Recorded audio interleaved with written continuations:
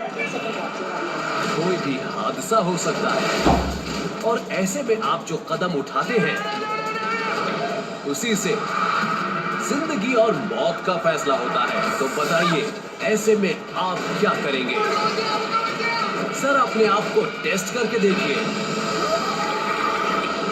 क्या आपके अंदर वो जज्बा है जो जिंदा रहने के लिए जरूरी है? तो आइए जानते हैं डू और डाई में।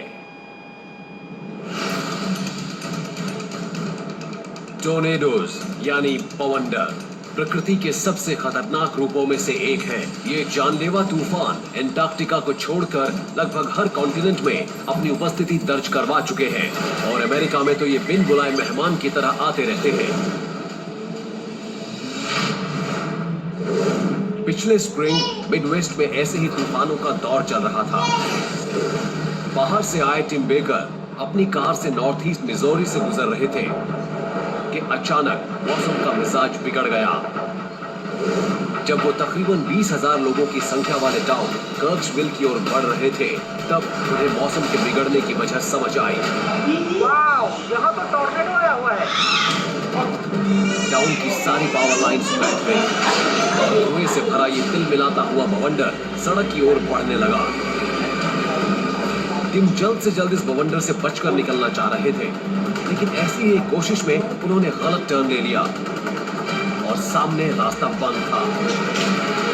गुस्साया टोर्नेडो टिम के सिर के ऊपर मंडरा रहा था। हे भगवान, आज मुझे बचा लो।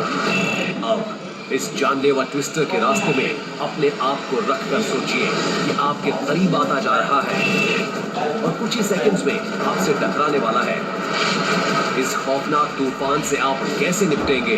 हे भगवान, मैं तुम्हारी शरण में हूँ, आज मुझे बचा लो। क्या करेंगे आप?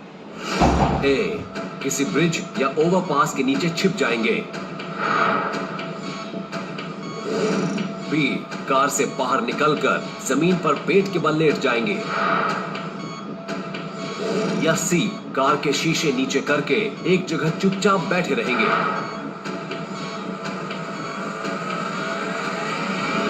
कुछ भी करने से पहले ये जान लीजिए, आप कार के अंदर हैं और सामने रास्ता बंद है। कुदरत के सबसे विनाशकारी रूपों में से एक टोर्नेडो यानी बवंडर आपके सिर पर मंडरा रहा है। हालांकि टोर्नेडो की वजहों को लेकर अभी भी साइंटिस्ट्स एकमत नहीं हो पाए हैं, लेकिन ऐसा माना जाता है कि जब कोल्ड आर्कटिक जेट स्ट्रीम्स गीले और गर्म फ्रंट्स से टकराते हैं तो एक हॉरिजॉन्टल वोर्टेक्स बनता है। ये बाद में सीधा होकर एक टोर्नेडो का रूप ले लेता है। पहले फनल के आसपास एटमॉस्फेरिक प्रेशर गिरता है। कई बार कई किलोग्राम पर स्क्वायर सेंटीमीटर की तादाद में गिरकर खिड़कियों के भी आर पार हो जाता है। इसके बाद घुमावदार कॉलम से पैदा होने वाली विनाशकारी विंड स्पीड भी है, जो फनल के ऊपर उठने के साथ ही तेज होती जाती है। सबसे ज्यादा ताकतवर टोर्नेडोज 2 किलोमीटर चौड़े हो सकते हैं और एक कैटेगरी 5 हरिकेन से 2 गुना ज्यादा तेज हवा जनरेट कर सकते हैं।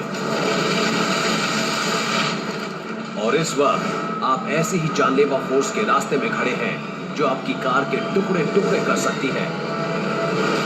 अपनी चॉइस जल्दी बताइए। ए, बी या फिर सी।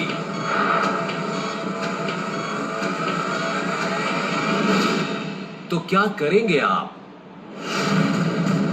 अगर आपको लगता है कि कार के अंदर रहकर आप इस तूफान से बच सकते हैं, तो हो सकता है कि आप खिड़की के शीशे नीचे करके अंदर रहना ही पसंद करें। ऐसा माना जाता है कि टोर्नेडो के दौरान किसी भी ढांचे के अंदर और बाहर के प्रेशर में जो फर्क पैदा होता है, वो अगर खिड़कियों को खुला नहीं छोड़ा जाए तो मकानों के फटने की वजह भी बन सकता है।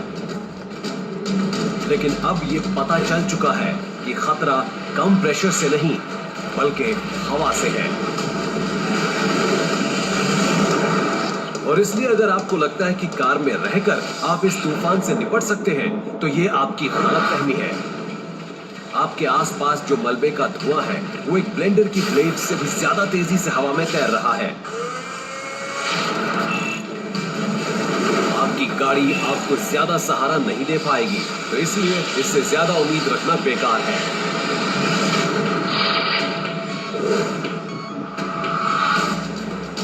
तो अगर कार से बात नहीं बन रही, तो हो सकता है कि आप किसी ओवरपास या ब्रिज के नीचे आसरा लेने के बारे में सोचें, क्योंकि अक्सर लोग ऐसा ही कुछ करने की सलाह देते नजर आते हैं। लेकिन बदकिस्मती से ऐसे मौकों पर ब्रिज या ओवरपास आसरा लेने के लिए सबसे गैर मुनासिब जगह है। ये एक तरह से मौत का जाल है। इसे वेंचुरी इफेक्ट कहते हैं। जब तेज हवा को ओवरपास के नीचे एक संकुचित सी जगह से गुजरना पड़ता है, तब ये इफेक्ट पैदा होता है। ऐसे में हवा कंप्रेस होती है और अपनी स्पीड को बढ़ाकर 500 किलोमीटर प्रति घंटा की रफ्तार से आगे बढ़ती है। इस रफ्तार में हवा के साथ आप कहां जा पहुंचेंगे, इसका अंदाजा लगा पाना मुश्किल है। और मान लीजिए कि आप बच भी गए, तो उस भारी भरकम मलबे के टुकड़ों से कहां बच पाएंगे, जो तीर की तरह आपको भेदने के लिए आगे बढ़ रहे हैं। ऐसा कहा जाने लगा है कि ऐसे तूफानों से निपटने के लिए ब्रिज जैसी जगहों में सुरक्षा की तलाश में जाना मौत को खुला न्योता देने जैसा है। ये तो खुले आसमान के नीचे होने से भी ज्यादा खतरनाक है।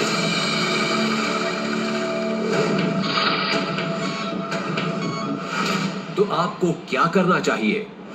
अगर खुद को बचाने के लिए आपको कोई ठीक ठाक सी जगह नहीं दिख रही है, तो कार से बाहर निकलकर नीचे लेट जाइए। सबसे पहले कार से दूर हो जाइए, ताकि अगर आपकी कार तूफान का शिकार हो जाए तो आपको कोई नुकसान न पहुंचे। उसके बाद जमीन पर पेट के बल लेट जाइए और अपने सिर और गर्दन को कवर कर लीजिए। इस वक्त आपके सिर के ऊपर बहने वाली विंड इतनी ताकतवर है कि वो एक 18 टन के मोबाइल होम को उड़ा सकती है। लेकिन जब यही विंड जमीन से टकराती है, तो सरफेस फ्रिक्शन की वजह से धीमी हो जाती है, और जब हवा और जमीन आपस में मिलते हैं, उस पॉइंट पर आभासीय रूप से एयर होती ही नहीं है। टिम खुशनसीब थे कि ये टोर्नेडो सिर्फ EF1 था, फुजीटा स्केल पर सबसे कमजोर तूफान, लेकिन इसके बावजूद इसमें मौजूद विंड्स 138 से 177 किलोमीटर प्रति घंटा की रफ्तार से उड़ रही थी। तो अगर कभी आपको अपने सामने ऐसा भयानक टोर्नेडो उठता हुआ नजर आए, तो बाहर निकलिए। हो सके तो कोई शेल्टर ढूंढिए, और अगर कुछ नहीं मिले तो ग्राउंड पर लेटकर अपने सिर को ढक लीजिए। खुद को मौत के मुंह से बचाने का यही एक तरीका है।